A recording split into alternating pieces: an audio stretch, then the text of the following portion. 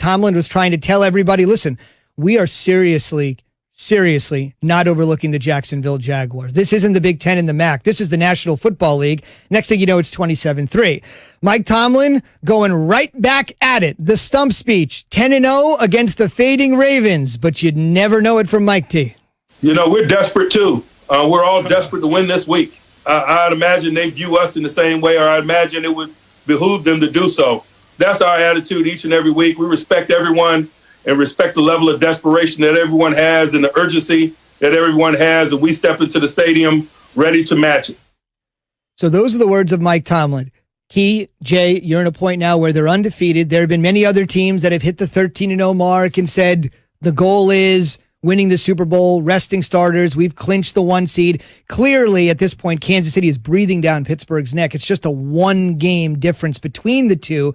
So that is to sort of at least initially factor into how Mike Tomlin's going to treat here the next 6 games. And that's the beauty about it in terms of the NFL kind of getting it right the way that they changed the format. Now, all the way, Pittsburgh has to finish. They can't afford to have a hiccup anywhere along the lines if they want the number 1 seed. Now, in any traditional year outside the truncated year that favorite word that we're going through right now with the season, the number 1 seed obviously would be majorly important. Mm-hmm. I don't necessarily know how important it is. You would like to have it, but how important it is right now, because in certain stadiums, there's 0 fans, in certain stadiums, very minimum fan base. So you still would like to play at home because of the environment. You're used to certain things, the lights, the lack of travel, the lights in the stadium, the colors in the stadium. Believe it or not, that stuff is big for certain athletes. And so he knows the importance of it. And I've always said it from day one, if Pittsburgh has a chance to go undefeated within reason of not screwing something up, they're going to do it. Because you got a Hall of Fame quarterback that would like to try to do some things that others haven't, and you got a head coach that would like to prove some things that others haven't. It just feels like every time I hear Mike Tomlin talk, you know, usually, Key, when you hear a coach talk, it's somewhat demure, or it's like, hey, we're planning, it's strategic. Mike Tomlin sounds like a player. Like he sounds like one of us in a locker room. Like you feel it's like one of those motivational, I'm always angry, I always have something to prove. And I just, it feels like it has me ready to run through a wall. And Key, you said it, playing for something. Like regardless of whether, you know, there's advantages that come along with being number 1 overall seed, having something to play for and get your team behind, that's what you need. And that's what the Steelers have in their head coach. You know what's so funny is that I don't know if you know Mike Tomlin or not, or ever met him or anything, but he coached with me down in Tampa. He was our defensive back coach. And what you see at the podium is what you're going to see at the dinner table tomorrow night when he has dinner with his family. Everything is like kind of sort of intense to a degree. I didn't play defensive back. I played wide receiver. And Coach T would have conversations on the side. Boy, I'd be like, you're not coaching me right now. I don't play your position, but everything is just like you see it. Everything is just that. And so it's important to him to send that message to his team to know that we are not letting up on the Ravens. We got something ahead of us, and we need to tackle that. I mean, they may not even played a game, though. I mean, considering what's happening with the Ravens and all the COVID reports that we're having coming out of their camp. It could be fascinating. No question. You got Ingram on the shelf. You got J.K. Dobbins on the shelf. You're probably not going to have Brandon Williams for the 2nd straight game. Keyshawn J. Will Zubin, presented by Progressive Insurance. Cars, homes, boats, motorcycles, RVs, and more at Progressive.com.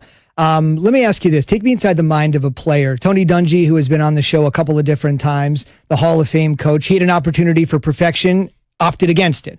The Denver Broncos got out to a 13-0 start a little over 20 years ago. That was stymied, although they were probably going for it. As a player, understanding there is a long-term goal in mind. We saw the Pats go 16-0 in the regular season.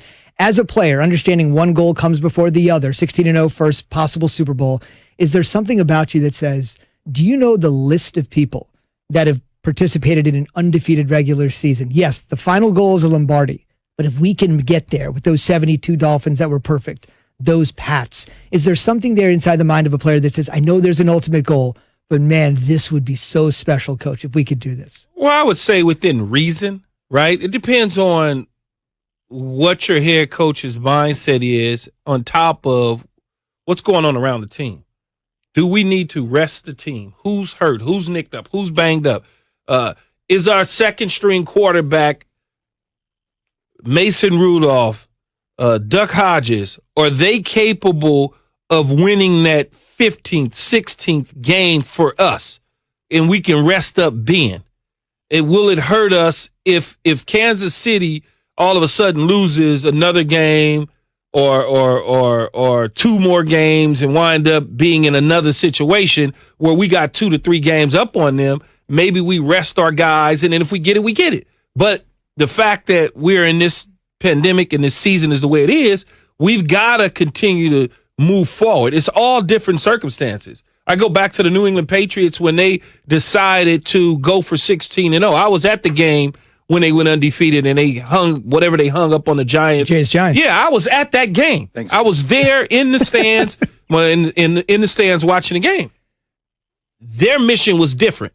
They were out to prove to people that they were not in a Spygate, Deflategate, cheating scandals, that we could do it regardless. And they proved to everybody that they were not doing those sort of things by going 16-0, even though people thought that they had to cheat to win.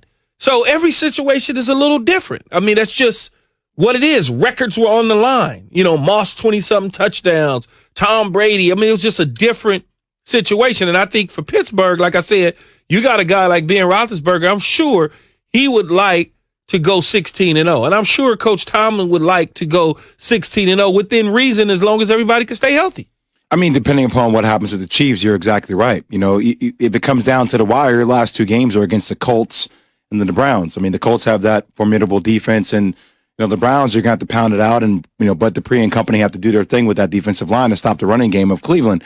But Key, here, it is interesting when you start hearing coaches, right? Because one of the things I learned from Coach K, and we never went undefeated, but we did win a chip, is that you try to get your players lost in each game at a time, the game within the game, possessions in the game.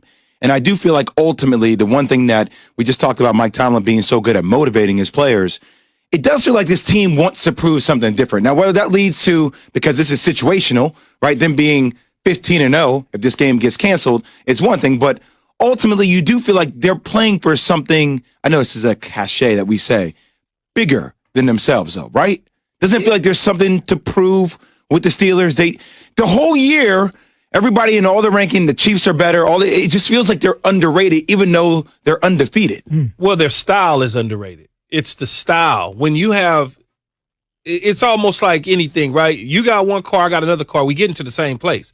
Your car may be shinier and nicer than mine, but I got 4 wheels. I'm still getting there, right? I mean, I'm still getting there. And so that's how you look at it when you look at the Pittsburgh Steelers, is that they're driving a big old Buick, and Jay Will, he's driving one of them fancy Lamborghinis with the doors up. But guess what? We both going to end up at the restaurant. You might get there 5 minutes before me, but we both going to end up at the same place.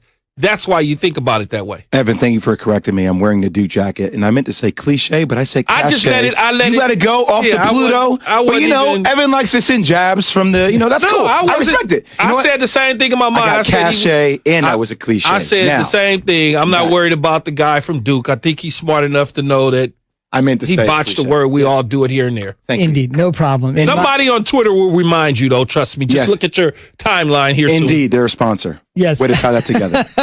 Well done. Well done. My Civic is going to roll up next to your Lambo, and we'll be at the same place at the same time. And look at how much more money you paid for that ride. Think about that. Yeah, right. Think about that. That's just what it is. I'm pulling. I'm excited for Mike Tito.